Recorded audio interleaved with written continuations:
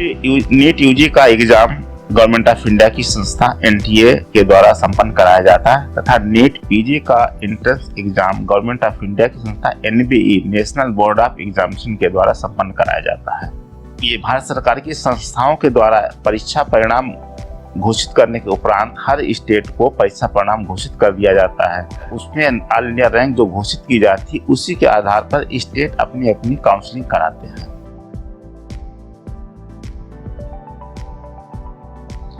जो हमारा यूपी का काउंसलिंग प्रोसेस है वो बेसिकली 3 पार्ट में डिवाइडेड है। पहला प्रथम चक्र, द्वितीय चक्र तथा मार्कअप राउंड। प्रथम चक्र में अभ्यर्थी को अपना पंजीकरण कराते हुए पंजीकरण शुल्क जमा करना पड़ता है। तत्पश्चात अपना सिक्योरिटी मनी जमा करते हुए आगे की काउंसलिंग में प्रतिभाग कर सकता है। जो अभ्यर्थी यूजी में उनके डॉक्यूमेंट वेरीफाई कराने के बाद वेरीफाई हो जाते हैं वो डायरेक्टली जो है अपना चॉइस फिलिंग में जा सकते हैं।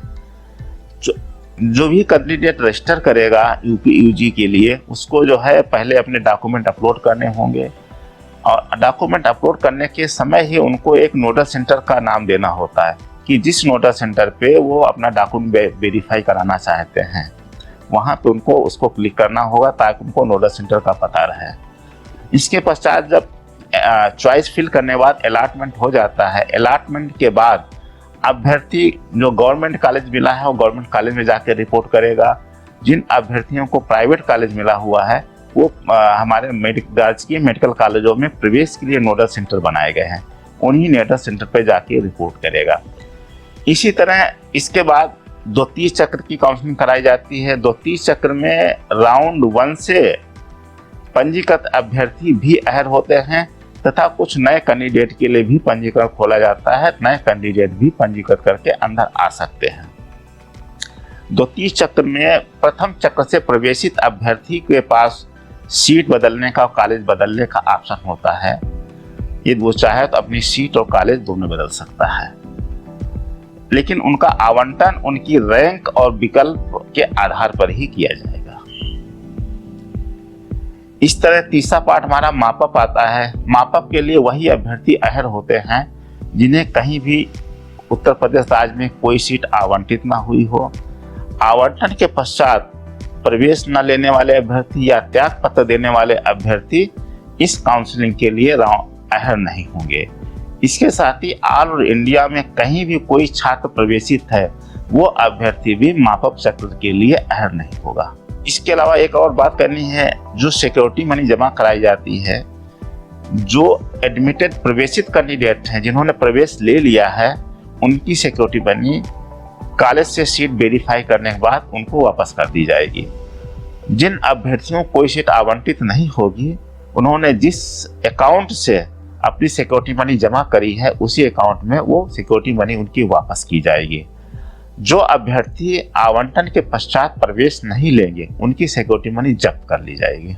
उत्तर प्रदेश सरकार द्वारा महादेशालय चिकित्सा शिक्षा महादेशालय के द्वारा एमबीबीएस पाठ्यक्रम और डेंटल पाठ्यक्रम की काउंसलिंग कराई जाती है।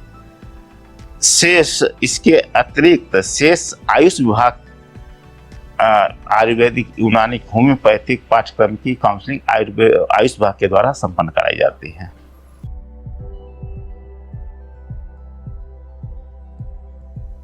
प्राइवेट कॉलेजेस का यूजी पीजी दोनों का फी स्ट्रक्चर उत्तर प्रदेश सरकार के द्वारा तय किया जाता है। उसमें अल्पसंख्यक संस्थानों को छोड़ते हुए शेष समस्त जितने भी मेडिकल कॉलेजेस हैं निजी क्षेत्र के उनकी सबकी गवर्नमेंट के द्वारा जारी फी स्ट्रक्चर हमारी साइट पे अपलोड कर दिया जाता है। अभ्यर्थी वहां जाकर के हमारी साइट पे चेक करके फीस हर कॉलेज का फी स्ट्रक्चर देख सकते हैं।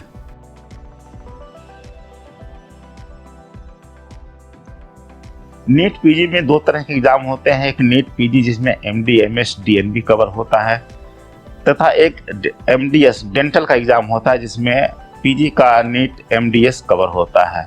नीट यूजी में एक सिंगल एग्जाम कराया जाता है जिसके थ्रू नीट क्वालिफाइड अभ्यर्थी एमबीबीएस पाठ्यक्रम, डेंटल पाठ्यक्रम, आयुर्वेदिक, यूनानी, होम्योपैथिक तथा नर्सिंग पाठ्यक्रमों में प्रवेश ले सकते हैं।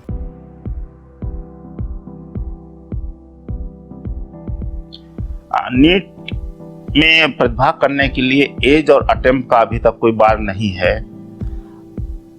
उत्तर प्रदेश में गवर्नमेंट और प्राइवेट के लिए अहर्ता अलग अलग है। जो गवर्नमेंट कॉलेजेस की MBBS की 85% सीटें स्टेट के द्वारा भरी जाती तथा 15% सीटें गवर्नमेंट ऑफ इंडिया के द्वारा काउंसलिंग के माध्यम से भरी जाती हैं। स्टेट के प्राइवेट कॉलेजों की समस्त सीटों की काउंसलिंग उत्तर प्रदेश सरकार द्वारा कराई जाती है। इसमें उत्तर प्रदेश सरकार के द्वारा डीम्ड विश्वविद्यालय गाजियाबाद की काउंसलिंग नहीं कराई जाती तथा AMU, BHU और एम्स जो स्थापित है इनकी भी काउंसलिंग उत्तर प्रदेश सरकार द्वारा नहीं कराई जाती है। इन सभी डीम्ड और सेंट्रल इंस्टीट्यूशंस की काउंसलिंग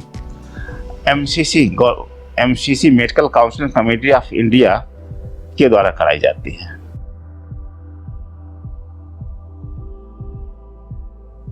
स्टेट की राजकीय सीटों के लिए अहर्ता में ये कहना है कि जो अभ्यर्थी उत्तर प्रदेश से हाई स्कूल और इंटरमीडिएट दोनों किया है उन्हें किसी तरह के डोमिसाइल या किसी उसकी जरूरत नहीं पड़ती है। वो गवर्नमेंट सीटों के लिए और उसके साथ साथ निजी क्षेत्र की सीटों के लिए अहल हो जाते हैं।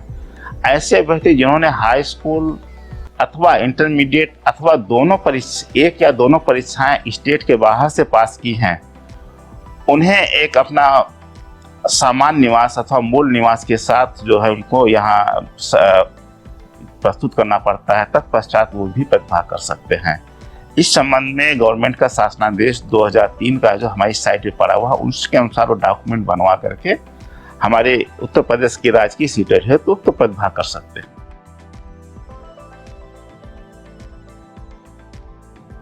नीट परीक्षा में बैठने के लिए अभ्यर्थी को इंटरमीडिएट में 50% अंकों के साथ इंटरमीडिएट पास करना अनिवार्य है।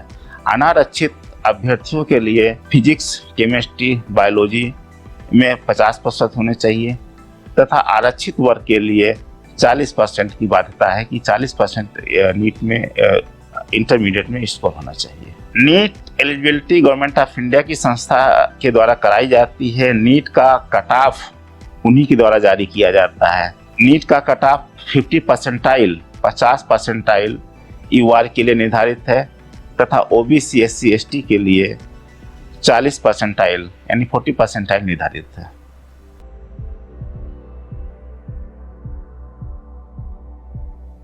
उत्तर प्रदेश में कुल गवर्नमेंट संस्थान 31 हैं जहां से MBBS पाठ्यक्रम होता है तथा 30 संस्थान प्राइवेट के हैं जहां से MBBS पाठ्यक्रम चलाया जा रहा है। गवर्नमेंट कॉलेज में 3828 सीटें हैं तथा प्राइवेट कॉलेजों में 4700 सीटें हैं MBBS पाठ्यक्रम की।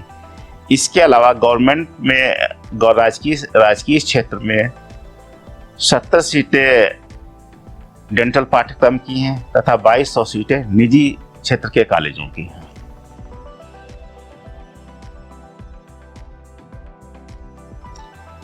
ऐसे अभ्यर्थी जिन्होंने MBBS पाठ्यक्रम अपना बाहर से विदेश से उत्तीर्ण किया है उनको ऑल इंडिया स्तर पे हर 6 महीने पे एक एग्ज़ाम कंडक्ट कराया जाता है। उसमें सफल घोषित अभ्यर्थी 1 साल की इंडिया में इंटर्नशिप करने के उपरांत यहाँ प्रैक्टिस करने के लिए अहल हो जाते हैं।